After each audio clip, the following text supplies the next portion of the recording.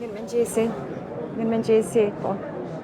Mirëmëngjesi, Egzona, po ashtu edhe për ty Agron. Tashmë po dëgjohemi, jemi këtu ku në një sallë, në një ambient ku shoqata për sëmundjet e rralla Kosovë ka organizuar simpoziumin e 8 me radhë me temën sëmundjet e rralla dhe imunodeficiencat primare. Për më shumë në lidhje me këtë temë do të flasim me Shqipen Spahiu Konjusha, e cila është kryetare e shoqatës, e cila do të na njofton sa i përket këtyre sëmundjeve, sfidave, si dhe trajtimin e pacientëve të cilët duhet trajtuar pra nëpër spitale. Atëherë, përshëndetje. Përshëndetje. Mirëmëngjesi, po flasim pra për simpoziumin e 8 me radhë, i cili pritet të fillojë pas pak, cili është qëllimi i këtij simpoziumi. Pra është hera 8 që në Kosovë organizohet simpoziumi për sëmundjet e rralla dhe imunodeficienca primare. Qëllimi i këtij simpoziumi është vetëdijsimi i popullatës në përgjithësi dhe i profesionistëve shëndetësor për këto sëmundje, për arsye se këto sëmundje janë sfidë edhe në vendet e zhvilluara, e mos flasim në vendet në zhvillim siç jemi ne këtu. Arsyeja e dytë është shkëmbimi i përvojave në mes të profesionistëve shëndetësor për këto sëmundje, për arsye se këto sëmundje nuk kanë ndonjë karakteristikë ose simptom specifike që dallohen lehtë. Si duhet trajtuar pacientët me këto sëmundje dhe sa të shpeshta janë rastet të cilët mund të preken pacientët me sëmundje të rralla? Parashihet që 1 në 2000 persona vujnë nga një sëmundje e rrallë. Mirë po çdo vit dikun zbulohen 250 deri 300 sëmundje të rralla. Sfida kryesore është koha gjatë e diagnostikimit prej fillimit të simptomave deri te diagnostikimi dhe vetëm 5% në total të këtyre sëmundjeve kanë terapi specifike.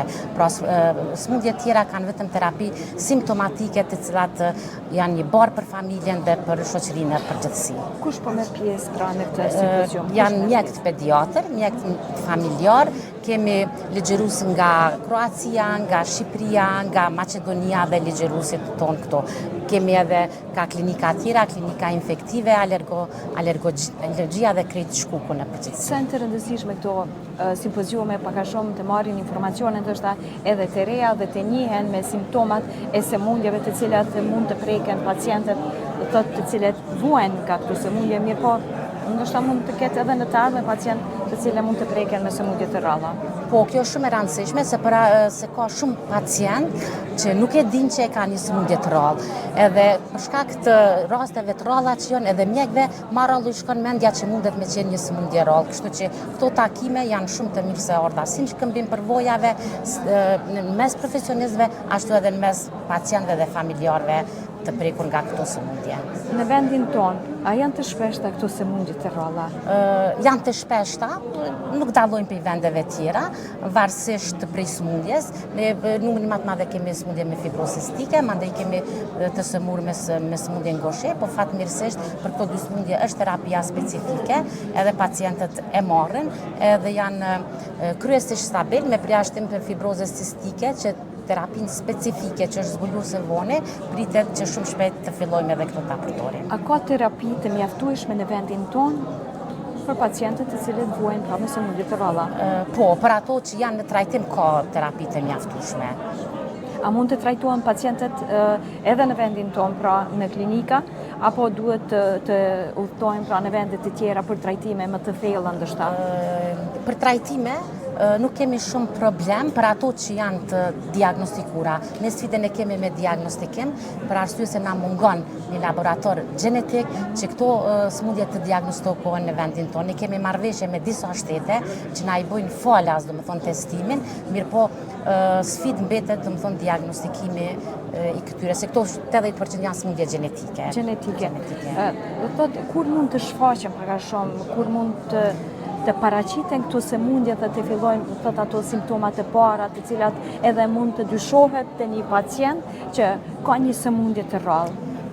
Këto sëmundje, thamë 80% janë gjenetike, këto lindin me këtë sëmundje, mirë po, varësisht për sëmundjeve, disa sëmundje simptomat i shfaqen ma vonë, në adoleshencë ose edhe në të rriturit.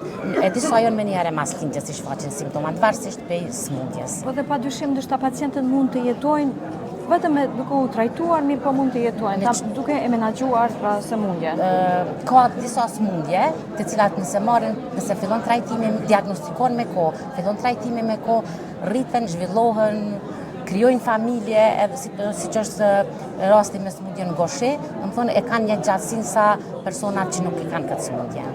Me që jemi në minutat e fundit, do të thotë po ju lirojmë pasi që pas pak do të fillon pra dhe simpoziumi, kështu që mos ju marrim më shumë kohë, ju falenderoj dhe për të gjitha informacionet që i dhatë të të Faleminderit juve shumë që keni ardhur, që të jeni të pranishëm në simpoziumin tonë. Faleminderit shumë.